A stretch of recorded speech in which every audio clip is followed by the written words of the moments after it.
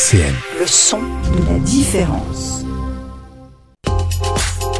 Le rendez-vous conso sur RCN avec l'UFC Que Choisir. Et bienvenue dans ce nouveau rendez-vous conso avec Jacques du UFC Que Choisir. Bonjour Jacques. Bonjour Thomas. Alors aujourd'hui on va parler du prix de la médecine. Oui, parce que depuis peu, c'est vrai, la consultation médicale est passée à 30 €. Ouais. Mais le médecin peut, dans certains cas, pratiquer des majorations, voire des dépassements d'honoraires. Il est donc essentiel au moment du choix du médecin, généraliste ou spécialiste, ou du chirurgien, de s'assurer de ces pratiques tarifaires liées au secteur de rattachement du médecin, 1, 2 ou 3. Ce secteur doit être clairement indiqué lors de la prise de rendez-vous et dans la salle d'attente. Alors parlons de la médecine de secteur 1. Oui, alors le secteur 1, c'est le professionnel qui est dit conventionné, donc c'est le cas le plus général quand même. Il doit donc appliquer les tarifs réglementés fixés par la Sécurité sociale, qui les remboursera à 70%. Si une consultation à 30 € sera remboursée 19 €, D'accord. parce que maintenant il y a toujours 2 € de part forfaitaire que tout le monde paye et que la mutuelle, la complémentaire, ne rembourse pas. Donc, on peut être aussi à 100% sur certaines affectations longue durée, reconnues. Et la complémentaire, elle, rembourse toute ou partie du reste selon le niveau de notre complémentaire, sauf ces fameux 2 € de part forfaitaire. Ça c'est notre part à nous. Voilà, c'est ça. Ça, c'est incontournable. Malgré tout, le médecin du secteur 1 peut appliquer un dépassement pour plusieurs raisons. Si vous lui demandez de venir à votre domicile alors que vous pourriez quand même vous déplacer, il va prendre 10 € en semaine ou de 22,50 € à 43,50 € selon le jour, samedi ou dimanche, selon l'heure de la nuit. D'accord. Et pour une urgence, interrompant les consultations habituelles. Vous êtes mal, vous demandez à voir d'urgence votre médecin qui va interrompre ces consultations. Il pourra vous demander un supplément de 22,60 €. D'accord. Et puis pour certaines consultations complexes qui prennent du temps, ça peut être un dépassement aussi de 30 €. Ça c'était pour les médecins en secteur 1. Pour les médecins du secteur 2. Alors, le médecin de secteur 2 est dit conventionné honoraire libre. Il est libre de fixer ses tarifs et de pratiquer des dépassements. Toutefois, il doit être effectué, disent les textes, avec tact et mesure. Bon, c'est un peu flou, il faut avouer que c'est pas toujours facile à s'y retrouver. Et, ils peuvent être donc sanctionnés si les dépassements sont abusifs. C'est dans le Code de la Sécurité sociale. Et le médecin de secteur 2 peut adhérer à l'OPTAM. Alors l'OPTAM, c'est l'option de pratique tarifaire maîtrisée. Il est alors tenu de pratiquer des dépassements modérés. Et dans ce cas, la base de remboursement est de 19 €, comme pour une consultation normale. Sans adhésion à l'OPTAM, le remboursement n'est que 14,10 €. D'accord. Basé sur 23 € au lieu de 30 € à la base. Oui. Voilà, très attention, autant en médecine générale, on n'a pas trop de dépassements, autant dès qu'on arrive sur la chirurgie, l'anesthésie, là c'est beaucoup plus, Il y a plus de dépassements. c'est important, il faut être vraiment méfiant à ce moment-là. Et les médecins du secteur 3 ? En médecin du secteur 3, c'est assez marginal, là, c'est 1-2% des médecins. Les tarifs là sont totalement libres, car le médecin n'a signé aucune convention avec l'assurance maladie. C'est le cas de certains chirurgiens qui vont adapter leurs tarifs selon leur notoriété, selon l'urgence de l'opération, selon la situation financière du patient. Ils sont censés procéder quand même avec tact et mesure. Les remboursements sont alors ridiculement bas.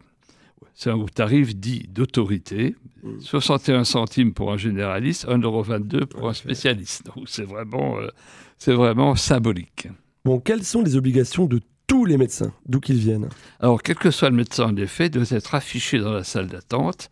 Ses honoraires ou fourchettes d'honoraires accompagnées de la base de remboursement pour une consultation, une visite à domicile, les indemnités de nuit et de dimanche. Il doit aussi être affiché le type de tarif qu'il applique, réglementé ou avec dépassement autorisé ou totalement libre.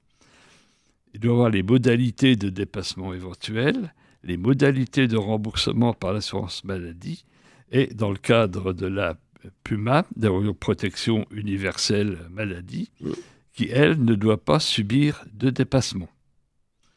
Et les informations vis-à-vis de certains actes qui ne seraient pas remboursés. Par exemple, on a des actes de mésothérapie qui ne sont pas remboursés par la Sécurité sociale, qui seront plus ou moins remboursés selon les complémentaires. Donc, tout dépassement doit faire l'objet de la remise d'une information écrite préalable à l'acte s'il dépasse 70 €. Il ne faut pas hésiter à négocier avec le médecin et surtout avec le chirurgien. Ils peuvent être compréhensifs et parfois baisser la note. Un médecin ne peut demander des honoraires que pour des actes réellement effectués. Alors, c'est ce qui empêche, par exemple, les médecins de facturer les absences à un rendez-vous. Ah oui. Puisqu'il n'a pas effectué d'acte, il ne peut un... absolument rien demander. On encourage quand même vivement à respecter son rendez-vous chez le médecin, parce que si on ne le respecte pas... Il est de plus en plus difficile d'avoir des rendez-vous. Voilà, c'est ça. Et puis c'est les autres patients qui en pâtissent.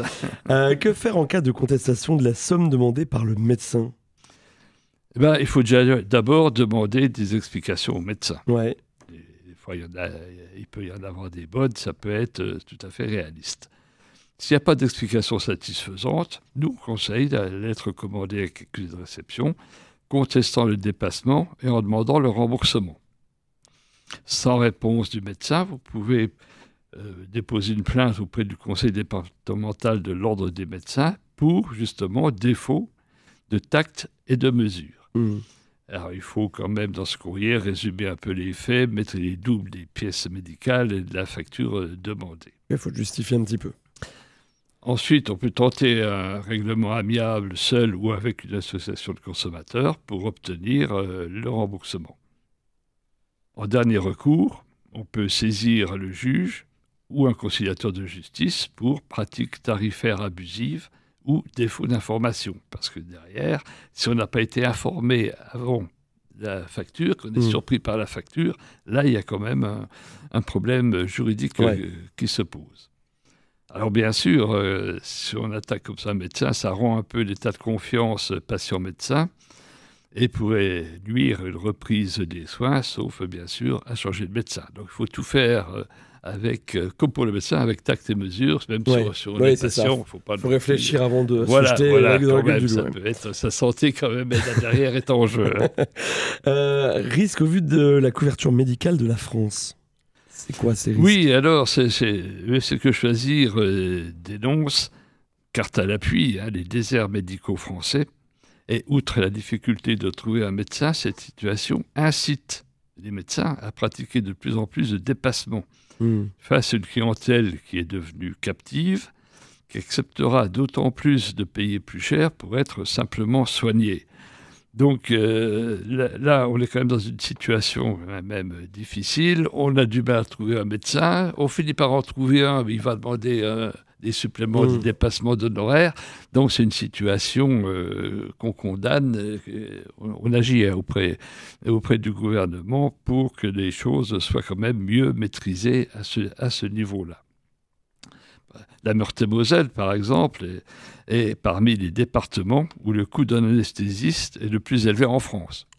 Pourquoi, je ne sais pas, je suis incapable de le dire, mais c'est un fait avéré et prouvé. Ainsi, UFC Que Choisir interpelle le gouvernement et les élus. Alors déjà, pour coordonner les augmentations des tarifs de base de sécurité sociale, une réduction effective du reste à charge pour les patients. Ce n'est pas le tout. D'augmenter, même officiellement, le coût du médecin, ce que peut réclamer le médecin. Il faut encore penser aux patients. La santé, c'est quand même un élément essentiel. Et le patient ne doit pas pâtir des augmentations ou des pressions que font les médecins sur le gouvernement pour améliorer leur consultation.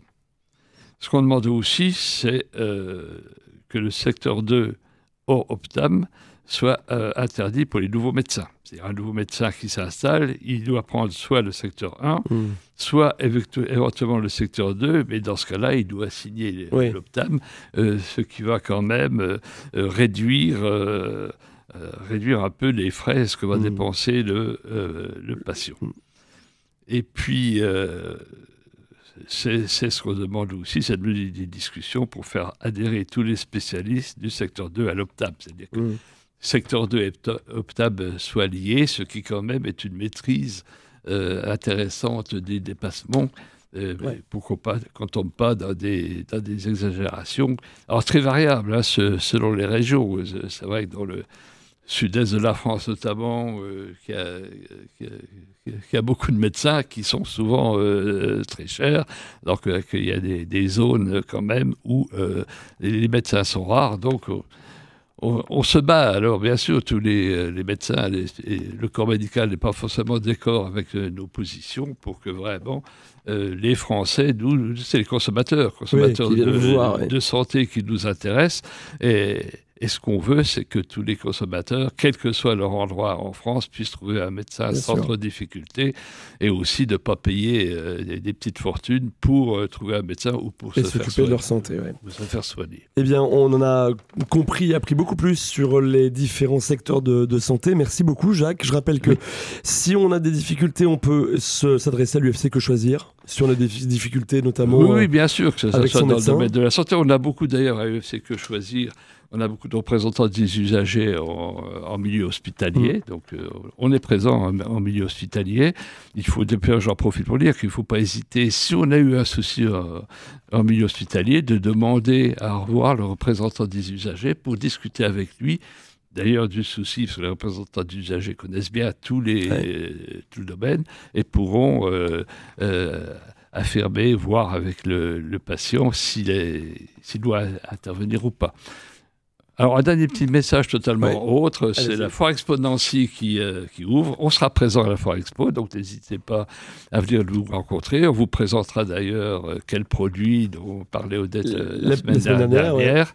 On est toujours très heureux de rencontrer les consommateurs pour discuter avec eux de nos positions et de ce qu'on peut faire par la suite. Voilà, c'est un bon moyen effectivement aussi pour les gens qui auraient des questions à vous poser, de venir vous voir à la Foire Expo donc de Nancy.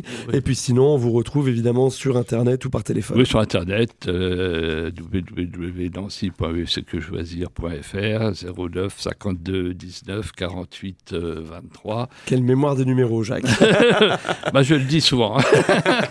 Merci à vous en tout cas. Et puis je rappelle que si vous voulez retrouver cette chronique, ainsi que toutes les chroniques enregistrées avec l'UFC Que Choisir, vous pouvez le faire sur le site internet www.rcn-radio.org. Et nous, on se retrouve la semaine prochaine, Jacques, avec l'UFC Que Choisir, pour un nouveau rendez-vous. Avec plaisir. rcn-radio.org